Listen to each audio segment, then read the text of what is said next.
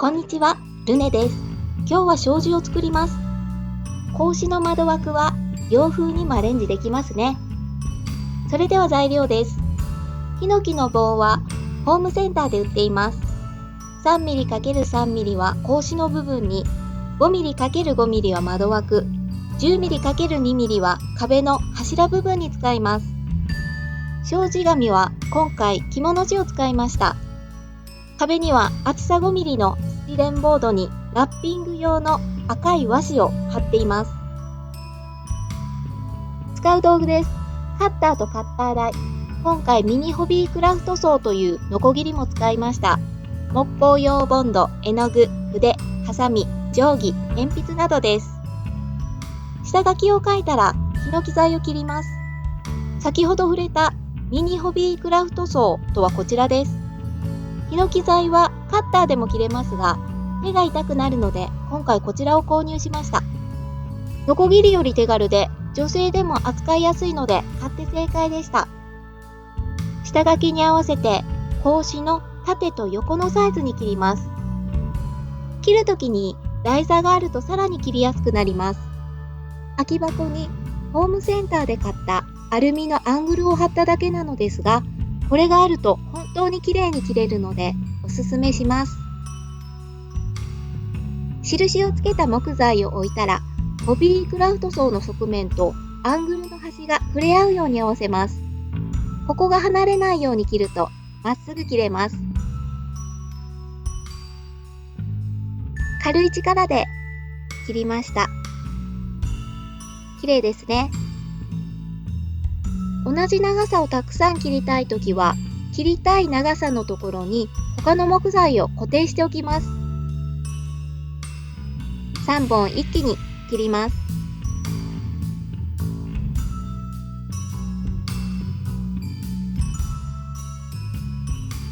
切れましたね。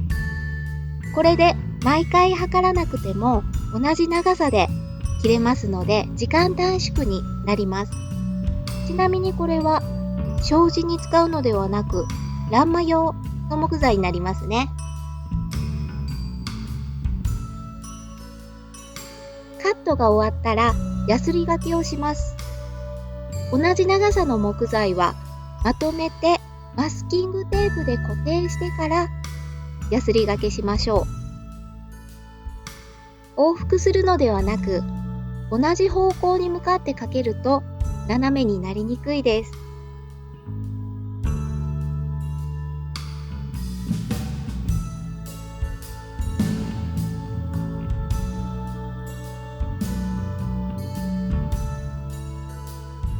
格子に組むために溝を掘っていきます。マスキングテープでまとめて固定したまま縦と横が交差するところに印をつけます。その印に合わせてカッターで木材の半分の深さまで切り込みを入れます。定規がずれないように上下に同じ高さの木材をかますとやりやすいです。下まで貫通しないように気をつけて切ってください。半分の厚さまで切り込みが入りました。見えますかね。ちょっとピントが合ってないですかね。すいません。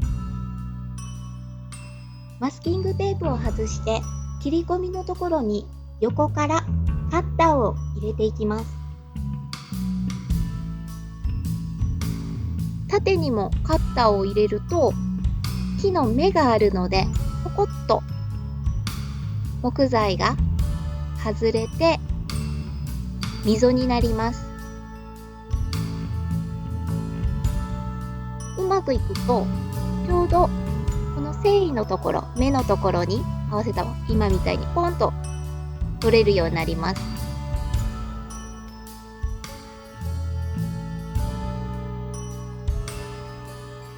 溝が掘れたので組み合わせてみます。ぴったり合うと気持ちいいですね。段差ができるようなら溝の深さを調節します。溝が掘れたら格子を組んでいきます。ホームセンターに木工用ボンドのチューブタイプが売ってました。細口なので細かい作業にぴったり。溝にボンドをつけて組み合わせていきます。ぴったり入ったら気持ちいいですね。周りの窓枠の部分はまだ接着していません。格子が歪まないように押さえるために一緒に組んでいるだけです。格子が組めてから周りの窓枠を一緒に接着します。その時、箱やカッターマットなどまっすぐなもので押さえながら貼るときれいに出来上がります。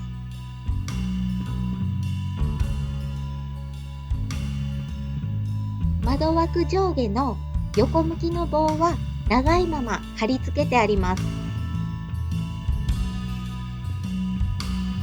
ボンドが乾いてからカットすると角がぴったりになります。どんだけ正確に最初に測ったつもりでも先に上下を切っちゃうとずれちゃうんですよね。なのでこうやってボンドが固まってからカットしていきます。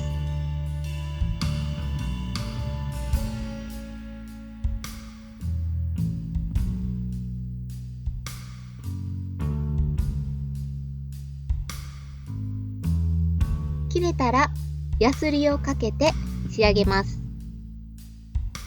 普通の障子ならこのままの色でいいのですが、今日はアクリル絵の具で黒く塗りたいと思います。下に台があると塗りやすいです。汚れないようにラップをしています。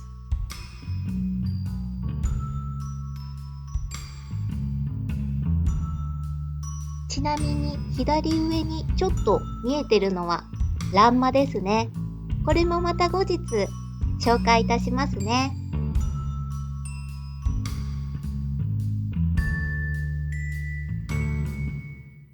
絵の具が乾いたら障子紙を貼ります。今回は着物の生地を使います。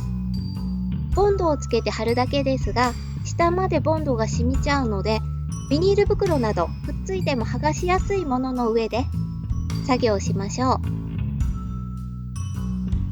柄の出方を見て貼り付けます。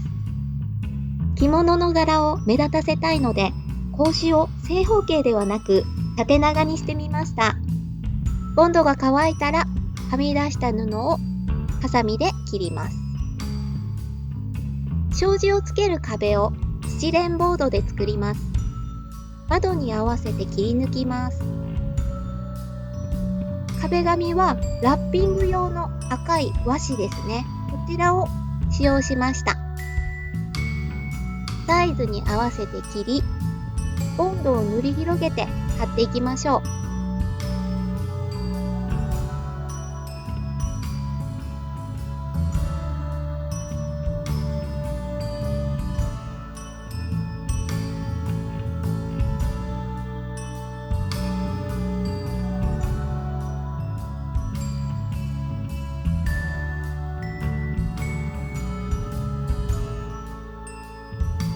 和紙が貼れたら障子を取り付けます。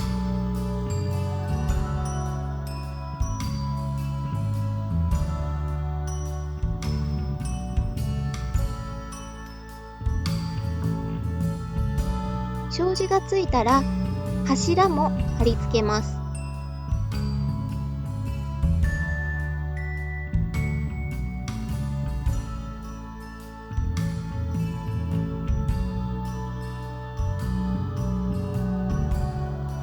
はみ出したボンドは濡らしたティッシュで拭き取ってください。左側には飾り棚がつくので開けてあります。また後日に飾り棚の作り方も紹介しますね。いよいよ障子の完成です。